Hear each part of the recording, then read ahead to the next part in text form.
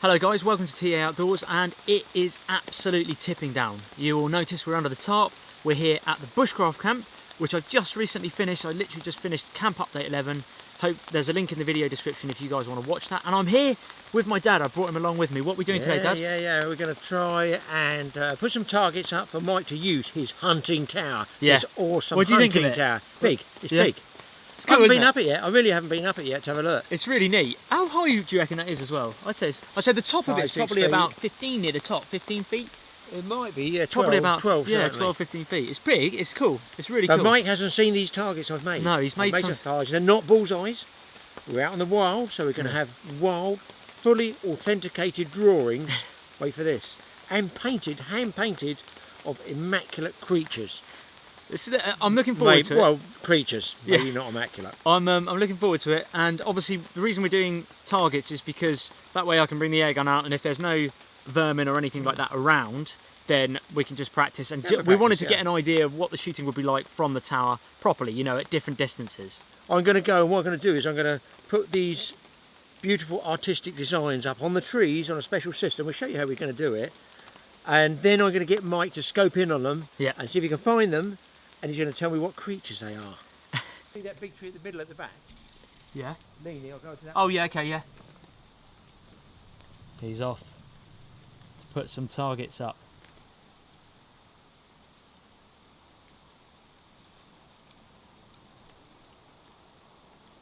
So we've got a target just there. If you can see the rat on the tree. There's another target. Where is it? There, he's just put that one up, and there's another one there. That's all the way down there. That should be a good one. Okay, so guys, what I've done is cut these. I've got some out of hardboard, and I've sawn some out because I'm really good at woodworking. I wasn't allowed to take it at school. I was so dumb. That's absolutely the truth. Took metalwork, failed that, what they call CSE, Certificate of Secondary Education. I failed it. How dumb is that? I was so bad they wouldn't let me take woodwork. You won't be surprised when you see what I've made here. This is, that's the best I could do for a rat. It's not bad. I'm only showing him one, I'm only going to show Mike one. He's got to Okay. find the others. What I've done is just put a light tack in there, just to rest it on. I thought of several different ways of doing this, and I'm hoping when the pellet hits that, assuming our man can hit it with a gun, it's going to come off or drop down and you just relocate it. How easy is that? We've got to balance it, maybe on a windy day won't be so good. And I've got a white eye there. Is that where we got to aim for the eyes? And, that's kill shot. That's a free beer from Dad. Oh. If you get it through the eye. Oh, okay. Challenge accepted. So we don't know how long this will last. It's just fun, guys. It's just fun. That's all we're going to do is get your eye in, as it were, and it makes it interesting. And the backstops, as we call them, there's 50,000 backdrops here, miles of forest, and it's a pellet, guys. It's not a 708 or whatever they call it. So there you go. That's the first one. But Mike's not going to see the others. We're going to get him in the tower now. You've got to get out the tower, get scoped in, and see if you can find the others. Let's go. It'll take me a bit of a while to. I'll put the ladder on the trust inside. me, it's solid. Yeah, it's solid, isn't Absolutely it? solid, yeah. It's almost like somebody dug a massive hole in the ground and concreted it in like a fence post. Yeah. It's not, trust me, it's not. It's nothing still raining. artificial, yeah. Still spitting with rain. And we've got 2 tripods. 2 tripods. So explain what we're doing. We've not done this. We just literally turned up here and the rain stopped us. We're going to try and get one camera close to the lens. Okay? Because this one doesn't zoom. The one I'm on here doesn't have a good zoom. We can either zoom in and get the other camera close. Obviously we've got GoPro as well. I'm not going to go down there and stand holding. We'd like to see if one of those, the rat, actually does come off the tree. Yeah.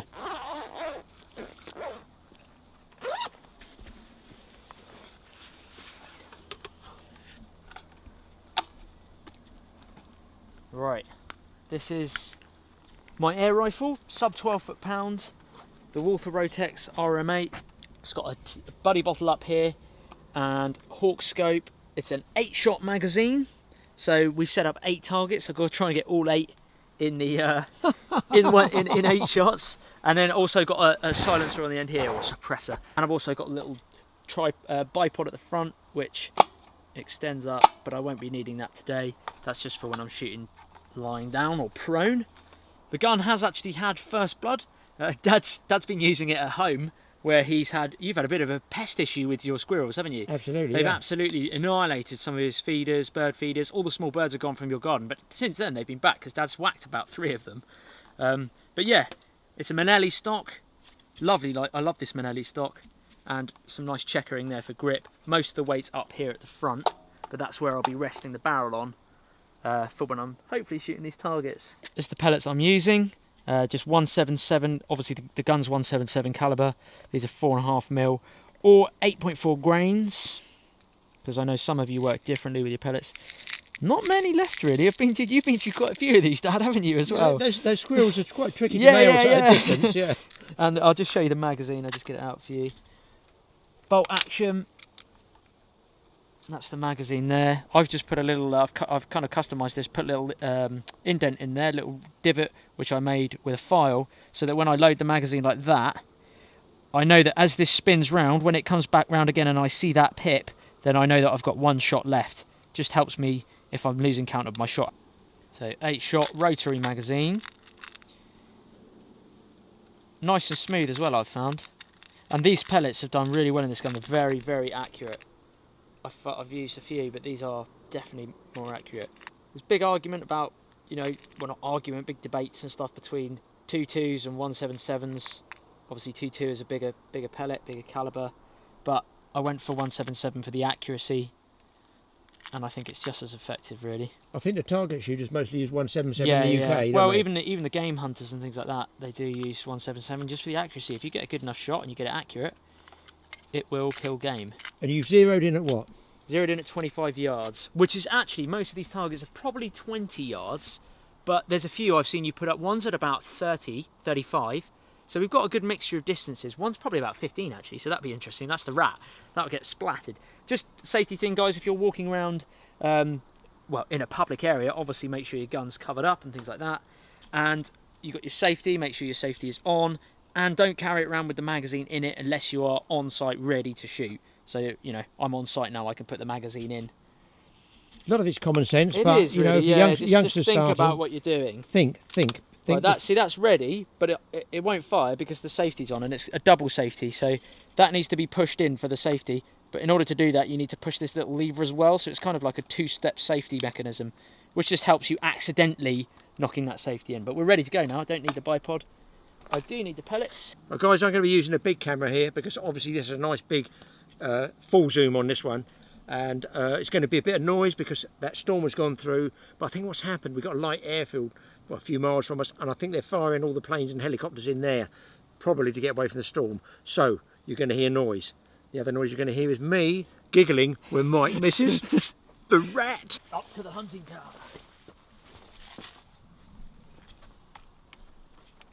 Okay, we are ready. I might lower one or two of these just to give me a bit of room to shoot. A couple of degrees change. That's it. Okay guys, so the rat is probably about 15 yards. You probably won't be able to see it, but we've got two cameras, so we'll show you again on Dad's camera.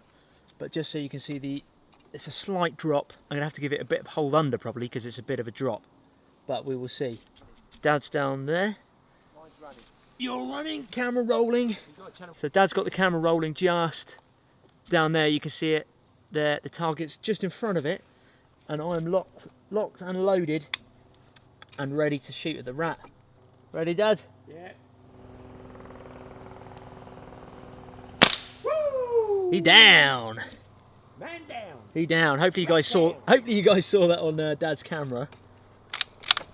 Okay guys, the rat is down. I'm on to the next target, which Dad's just setting the camera up there. I got the rat pretty good, I think, just under the eye, pretty much on the nose, with a bit of hold under. Ready, Dad? So I'm on full zoom on the scope to get the best accuracy from it, and I can see Dad's camera there. Just got to focus. So what is it? It's certainly some sort of bird. Some sort. What? Dad, what is that? It's supposed to be What is that? a pigeon. Dad, that is really... That is... I take it you didn't do art at school, Dad? No, it's banned from that as well. That is ridiculous. Look at it. It's a pigeon with a different coloured wing. It has a brown ring. Right, you ready? Fire away. Now he's probably about 20 yards, I'd say, this one. 25, I reckon. No, I don't think so.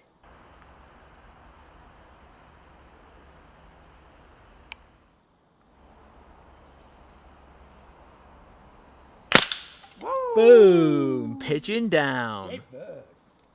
Safety on while Dad goes over there. He's down. You probably can't see him hanging. Where's the bird? About 2/3 down. Hey, bird's down. Next target. What on earth is that, Dad? What is that? You tell me. It's one seriously oversized squirrel that almost looks like a badger. You should be able to hit it then if it's oversized. That is ridiculous. Right, that's about 25.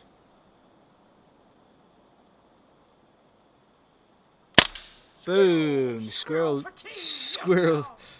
down. What is that? That's no creature that's known to man. What is that? It's supposed to be a rabbit, but it came out like a goblin. A rabbit? A rabbit, and it came out like a goblin with a human's nose. That is shocking, Dad. There's a case of beer with a nose. Right. Is he slightly closer, do you reckon? Same as the last. Same distance, okay. Slightly down.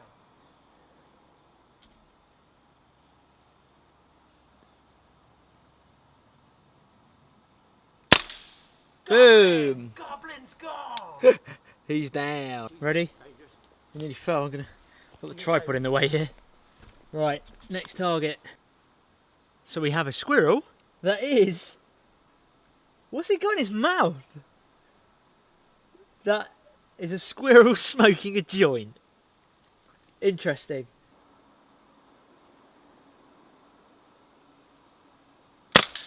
Oh, I think I got him. he smoked the smoking squirrel! I think that's 30 plus yards, I reckon. So we're just next to the squirrel. Is that one of the creepy foxes again, Dad, with a human nose? What's wrong with his eyes? He's just a friend. He's a friend. He's been round the squirrels smoking a joint the night before. Oh, jeez. He's got a cross eye. Okay. He's closer. He's quite a bit closer.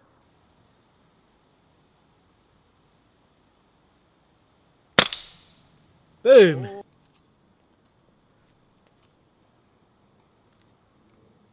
Oh, I've got a stick going right through it.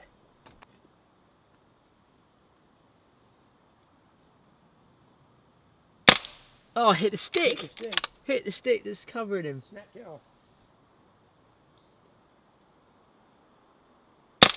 Oh! Oh, where did that hit him? Good shot, long way. Where did that hit him?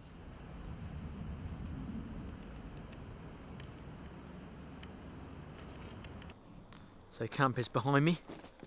Gonna check out some of the targets. This bad boy. Look at this.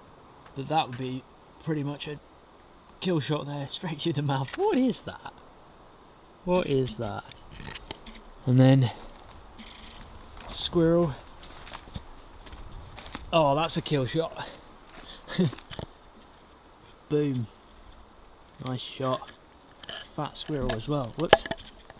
Handy, you can just pick these up, reset them, shoot him again. There we go, that's a good shot. Pigeon. Pigeon's up here, I think. This was the really long distance one. I just clipped him. Just clipped him in the back of the head, I think, there. The rat. The rat got nailed. They're all at different elevations as well. Obviously a rat generally wouldn't be that high, but a squirrel would be. Back of the shoulders.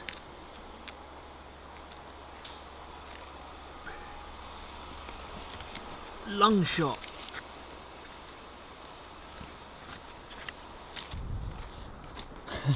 Right on the smile. Not a headshot though. Would have liked a headshot on that gremlin.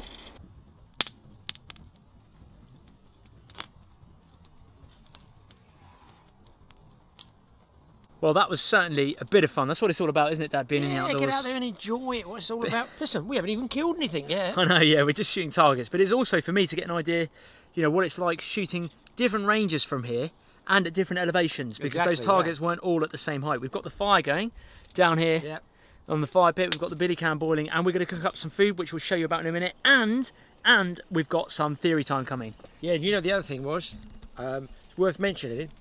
It was interesting one you did some time ago, that an American sniper came on, because people going, oh, it's only an air rifle, and he said this American sniper is the same principles apply shooting at a closer range. You still got the wind, you still got the elevation, it is still the same. So it's like a lead pencil. Yeah. It's the top of the pencil of a He said lead. you've got to shoot the end off the rubber of a pencil. The rubber off a pencil at like 25 yards Is the the same as shooting a person, the enemy, at like 1,000 yards. So that's very interesting. So thanks for him for giving us an insight into sniper. We've got American snipers watching. American snipers watching us, yeah. To outdoors. But here's the billy in the fire pit. We've battened up some wood. Yeah. I reckon that's boiling, you know. Yeah. Oh, tea coming, buddy. Awesome. And burnt hair off the hands. Basic cooking, guys. Egg, Worcester sauce, or is it Worcestershire sauce or Shire sauce? I think it's Worcestershire sauce for those who live in foreign countries. They think my teeth are falling out. Worcestershire sauce. Salt and pepper, I've got that one. Egg shaken up, so it's ready to go, nice and easy. And in here, some good old proper ham, sliced ham. All that with us. A little bit of cooking oil, so it doesn't stick to the pan. Dad, I like to call Dad Mr. Tupperware. Yeah. Because he has a lot of Tupperware all the time. So we got tea brewing. Yeah. Down to embers now, pretty much. Yeah, we soon get a bit. There's plenty of heat there for sure. Probably put the meat in first, so the eggs won't take long at all. Normally, that's what we do. But you get these little containers. Look, they're fun. Listen, I'm not going out and eating 3 caterpillars and a dandelion leaf. Trust me. You know, bushcraft is great if you like bushcraft. I just like the outdoors, like a lot of you guys out there. You want to go outdoors, you want to cook something, eat something, minimal hassle. We will, however, I think might be bringing in stuff like pigeons, pheasants. Yeah, obviously fish. How many? We've got loads of catch and cook in stuff season. planned. I think that's ready to rock and roll. That fats are moving and bubbling and boiling. The smokers are going in my eyes. Yeah, that's going to go. Oh, I love that sound. That's music to an outdoorsman's ears. So explain what we're doing. We're going to burn the pan, stick most of the food to the pan, throw the food away and eat the pan. Yeah, we're just going to, this is all cooked, it's already cooked. Yeah, we just like regular ham, like you have ham and eggs and stuff like that in the States and Canada and stuff. Exactly the same thing. The benefit over somewhere like the wonderful Waffle House where we used to go in Florida, didn't we? The IHOP. What was that IHOP? IHOPs as well, yeah. International House of Pancakes. Yeah. The benefit is that they do not give you smoke in the eyes. Nicely air-conditioned places, but out here in the open you get smoke in the eyes. And listen, if you burn it, a bit doesn't matter. You're going to eat it. It's part of being outdoors. The old hunting tower in the background. Yeah. And actually it rained and I went under there and I didn't get too wet at all, did I? You were out there getting a bit wet putting the targets up. No, you were going to tarp it, weren't you? I was going to put tarp on the top of it, but actually it's pretty well sealed in this woodland anyway. There's so many trees. That's why I think you'll get fairly accurate if you want to come up here and mess with the targets. Yeah. I think you will get accurate because there's no crosswind, is there? No, it's all protected. A little bit of crosswind, but nothing major. Any snipers out there? Can you tell us, are there any tips for maybe humidity levels? If there's no wind in here, you tend to think it's exact. Are we only working on trajectory? I can't say that as well. Trajectory and Worcestershire sauce. Trajectory, is that all you have to worry about? You know, elevation up and down. Don't forget, Mikey's up high and he's shooting down. Now, I used to watch some hunting, read some shooting books when I was a kid years ago, and I think when they used to kill lots of animals, which you know they probably don't shoot too much now in places like Africa, or do they? But I know, remember then, if you're shooting up a hill, do you have to aim low? And when you're shooting down a hill, do you have to aim high? I can't remember what it was. Hold under and hold over it. Yeah. Something the shooters will tell you definitely out there. Get this egg in there. All in together, guys. Scrambled eggs, omelettes, call it what you like. It's going to get cooked and then it's going to get eaten. What are your thoughts, Dad, on camp now that it's finished? Well, you've got to look at it from a lot of these people. They like survival programs, some people like bushcraft, some people just like the outdoors. This one, to me, look, I don't follow all these YouTube shows, but there seem to be designated areas of different people that like different types of the outdoors. This one is nothing like the others. This is a huge base camp. This one you could live in. How many years have you had it now, Mike? I think 3 now. I think 3 years. So these outside walls are still tied up with the same twine Mike used. Yeah. 3 years later. So it's patently obvious you could survive in this situation. So this is a long-term survival camp, I guess you call it. Yeah, long-term shelter, yeah. And from here you can use this as a base.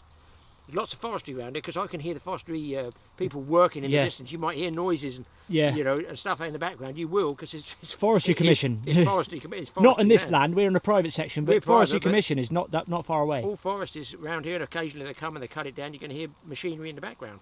I think my tea is. I put my tea in, guys. I thought this is stupid. I put enough water in. I've now got boiling tea, and I've forgotten to take the tea bag out. This could be quite a strong cup of tea. Oh yes. Coffee. It's mud. Notice the ex-builder's tough man's hands that can squeeze a hot tea bag out without squealing. Oh, hardcore, what?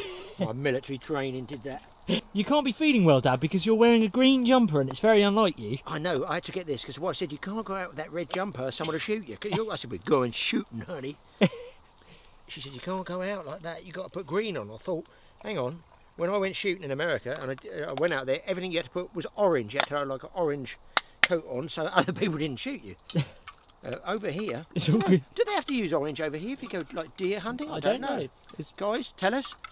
In the UK, we don't know. We don't have huge 706, 708, 303s. We don't have any of that, me and Mike. 177. 177 177 air rifle. We're having fun with it. Tell us. Camouflage, do you want to be blended in? I mean, when they go on those big pheasant shoots up in Scotland, where there's all beats and people driving out the birds, I don't see them standing there with an orange jacket, do they? No. There's olive green. I wonder if they've ever shot each other. Cause and to drain the other egg off so it cooks underneath. Not all about looking immaculate, is it? It's not about looks when you're in the outdoors. This is very similar to the man that made and painted those targets. Yeah, the artwork. The artwork and the culinary care taken is very, very similar to the man that did that artwork, making all those models. How can you not know that one looked like a rabbit? I mean, it was ridiculous, It was a rabbit. It was ridiculous. It's even starting to resemble food. Thoughts? Oh, compliments to the chef. Yeah. All diced up. We even bought a little tub of ketchup, didn't we? The good old blue plates, the Bushcraft Blue. And tonight I'm going all night carp fishing on my own. Mike's going to be editing, probably all night as well. This video. Yeah, you'll be doing this video. Yeah. And I've got to go and do it all night. Straight from this, turn around, load up and go out again.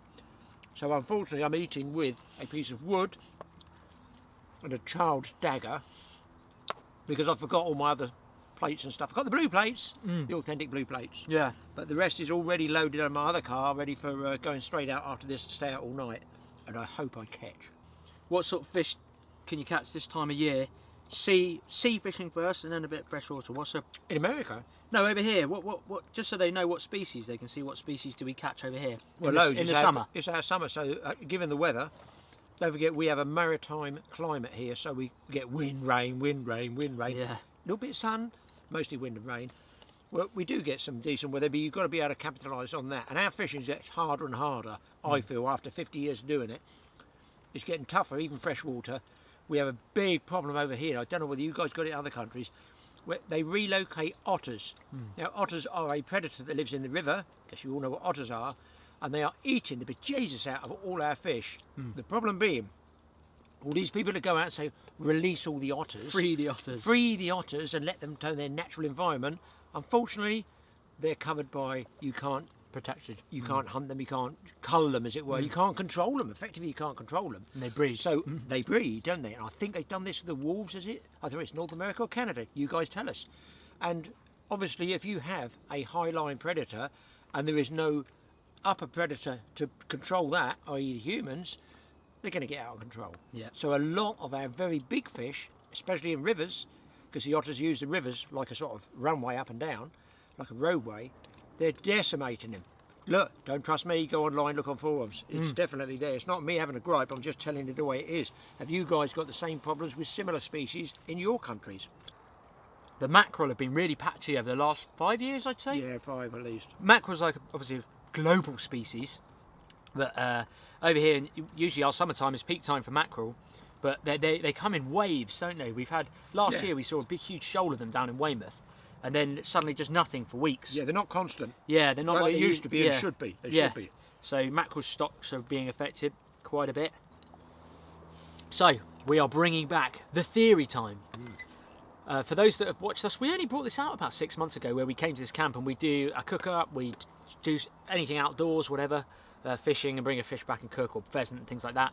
And at the end of it, we would do what's called theory time, which is where we come up with some theory, sometimes quite off the wall and wacky, sometimes not. Sneezing with a mouthful of scrambled egg is not good for the guy sitting the opposite. It's even better. It's Worcestershire sauce. Worcestershire sauce. But I'm okay now. Sorry about that, guys. It's yeah. So we come up with a theory, and we want you guys to comment your opinions on the theory in the comment section below. Yeah. So there's loads we've done in the past about the primitive man and things like that, but this one is actually more of a modern day thing in the future. And actually, this came from Emmy, my fiance, who the other day said, what do you reckon will happen where obviously humans are breeding at a rapid rate, you know, population is just increasing at a horrendously fast rate that's uncontrollable. We cannot control it. I'm sorry, we cannot control it at the moment. It's almost too far gone.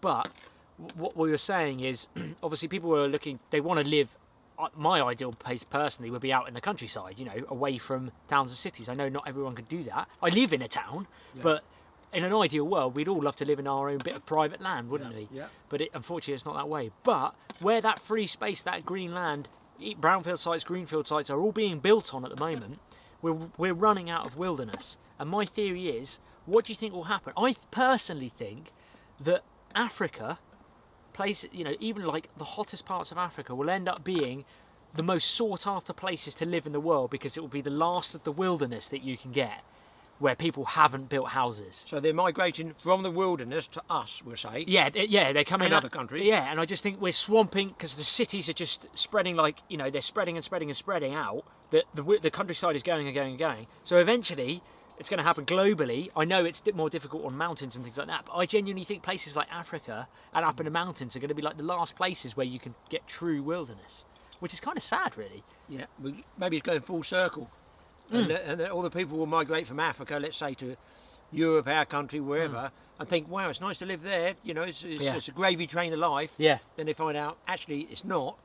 And we go, there's too many people in our country, I'm going to move to the middle of Africa. It's quite vacant there now. You don't know, it could, in 50 years' time, it might turn around. Let us know your thoughts and ideas opinions. on it, That's our theory time question for this one. What do you think about that migration theory? Let us know in the comment section below. Polite ones, all polite ones. And Dad has brought something special to the camp. Yeah, we need an expert. We need the expert opinions, guys. It is... What is this huge feather off? You see the colours of it there? That's the end of it. Looks like one of those writing quills that they used to use years ago. So it's a bird of prey, I think. I think it's a bird of prey. It's not a pheasant. It's got that coppery tail. It's definitely not a pheasant one, I don't think. In our areas here, I'm thinking, where did you find that? What sort of wood somewhere? Woodland, no, what it sort was of woodland? Sort of deciduous out there. That sort of deciduous where it changes. I would say that pine. might be a kite, a red kite. But our birds of prey we tend to get in this area that myself and Dad are is the kite and the buzzard. Really, are the main. Yeah, I don't know which one it is. And the kestrel, but that's too big for a kestrel. I wonder. It's called a red kite for a reason. Is it that slight colour of the brown rustiness in it? I'd say red but kite. I think the bird experts out there see that black tag. If I can hold it still, there, right on the end. That might be some sort of measurement for you. I'd say that is, because on the tips of the red kite, they do have black parts on the tips of their wings. Yeah, I think. Could be that. Let us know anyway, guys. Well, that's it for this episode. Thanks so much for watching TA Outdoors. Here with me, Mike, and my dad, Graham. If you enjoy fishing, what have you got to watch? Fishing, we've got a good sea one that's going to be coming up. This is on our other YouTube channel, by the way, guys. We've got 2 YouTube channels. So we've got the TA Outdoors is this one, and then TA Fishing, which Dad pretty much runs, is everything fishing. If you want to learn about, especially for beginners, if you want to learn about fishing, head on over there. It's really good. Weekly uploads, sometimes twice a week. Yeah. But yeah, thanks so much for watching. We've got lots of good videos coming up. We've got catch and cook videos planned for here. Hunt and cook videos as well, more towards the winter when the season's here. And I've obviously got some solo overnighters as well. And I do plan to bring Jax. He's just currently at the vets again. Again, that boy's cost us some money. That He dog, really boy. has. I'm glad I got pet insurance. But yeah, thanks so much for watching, and we'll see you soon in another video on TA Outdoors.